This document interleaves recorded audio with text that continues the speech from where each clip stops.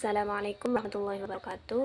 Perkenalkan, nama saya Zidni Ilma Mahfud dengan NIM 232103050087. Saya dari program studi Psikologi Islam, kelas Psikologi Islam 3, angkatan 2023. Di sini saya akan menjelaskan tentang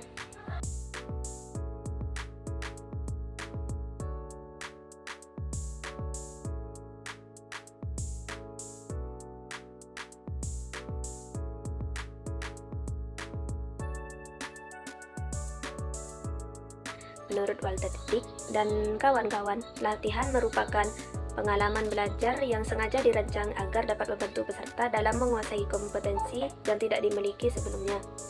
Yang kedua, menurut Smith dan Ragan, latihan dapat dimaknai sebagai pengalaman pembelajaran yang memfokuskan pada upaya individu untuk memperoleh keterampilan spesifik yang dapat segera digunakan.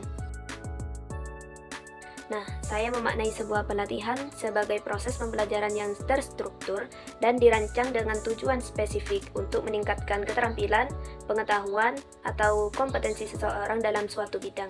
Pelatihan bukan hanya tentang menerima informasi baru, tetapi lebih kepada bagaimana individu dapat menerapkan keterampilan tersebut secara praktis dan dalam situasi nyata. Selain itu, pelatihan juga memberi kesempatan untuk mengembangkan potensi diri dan meningkatkan kinerja baik secara profesional maupun pribadi. Manfaat yang pertama, peningkatan keterampilan dan pengetahuan. Yang kedua, peningkatan produktivitas. Yang ketiga, pengembangan karir. Yang keempat, meningkatkan motivasi dan kepuasan kinerja. Yang kelima, ada adaptasi terhadap perubahan. Yang keenam, memperbaiki kualitas layanan produk.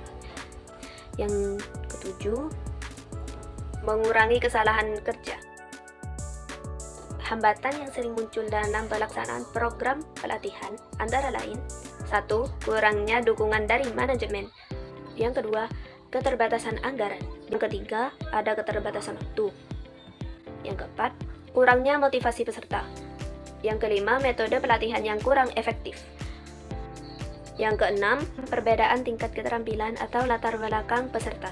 Yang ketujuh, keterbatasan fasilitas dan teknologi. Yang kedelapan, hambatan geografis atau logistik. Yang kesembilan, kurangnya evaluasi dan tindak lanjut. Hambatan-hambatan yang sudah saya jelaskan itu bisa mengurangi efektivitas pelatihan, namun dengan perencanaan yang baik, sebagian besar dapat diatasi. Indikator yang menunjukkan bahwa suatu pelatihan berjalan efektif dan efisien antara lain: 1.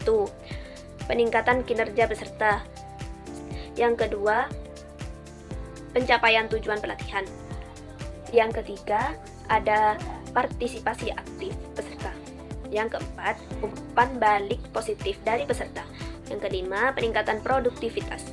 Yang keenam, penghematan waktu dan biaya. Yang ketujuh, penerapan hasil pelatihan. Yang kedelapan, ada penurunan tingkat kesalahan kerja. Yang kesembilan, pengembangan karir peserta.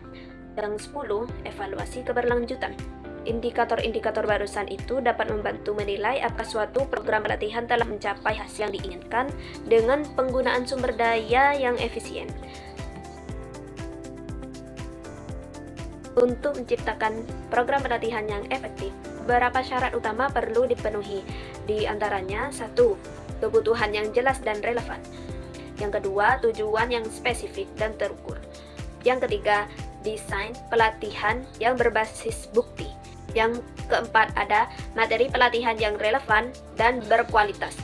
Yang kelima, instruktur yang kompeten dan berpengalaman. Yang keenam, metode evaluasi dan umpan balik. Yang ketujuh, lingkungan belajar yang mendukung. Yang kedelapan, keterlibatan peserta.